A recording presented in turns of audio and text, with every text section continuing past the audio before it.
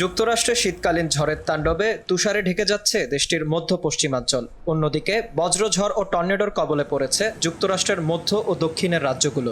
বছরের অন্যতম ব্যস্ত ভ্রমণ মৌসুমে এই দুর্যোগে মানুষের স্বাভাবিক জীবন বিপর্যস্ত হয়ে পড়েছে।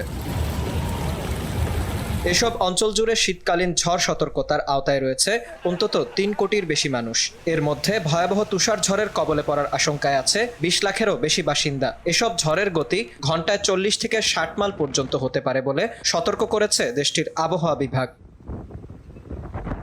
চলমান দুর্যোগের সরাসরি প্রভাব পড়েছে দেশটির যাতায়াত ব্যবস্থায়। রোববার যুক্তরাষ্ট্র জুড়ে ৭০০ ফ্লাইট বাতিল হয়েছে। এছাড়া শিডিউল বিড়ম্বনায় পড়েছে আরও ৯,০০০-এর বেশি ফ্লাইট। বজ্রঝড়ের কারণে সাময়িকভাবে সব ফ্লাইট ওঠানামা বন্ধ রাখে শিকাগোর ওহেয়ার আন্তর্জাতিক বিমানবন্দর।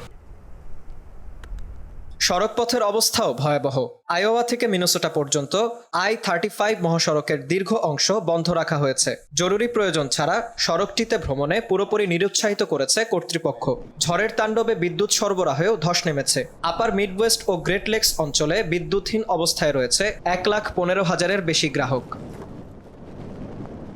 এদিকে মধ্য ও দক্ষিণ যুক্তরাষ্ট্রে তুষারঝড়ের পাশাপাশি দেখা দিয়েছে বজ্রঝড় ও টর্নেডো। ইলিনয়, ইন্ডিয়ানা, কেন্টাকি ও মিজৌরির বিভিন্ন অংশে টর্নেডো সতর্কতা জারি করা হয়েছে। টর্নেডোর আঘাতে বাড়িঘর, গাছপালা ও বিদ্যুৎ লাইনে ব্যাপক ক্ষয়ক্ষতি হয়েছে ইলিনয়ের টেজওয়েল ও ম্যাকন কাউন্টিতে।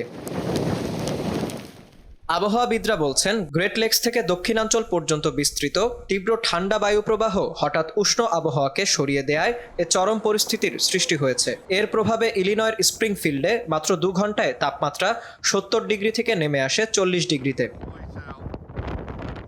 আবহাওয়ার এ চরম রূপ আগামী কয়েকদিন যুক্তরাষ্ট্রের বড় একটি অংশে স্বাভাবিক জীবন ব্যাহত করে রাখবে বলেই আশঙ্কা সংশ্লিষ্টদের। তাই দুর্যোগপূর্ণ পরিস্থিতিতে যাত্রীদের অপ্রয়োজনে ভ্রমণ এড়িয়ে চলার আহ্বান জানিয়েছে কর্তৃপক্ষ। বিন ইয়ামিন, RTV।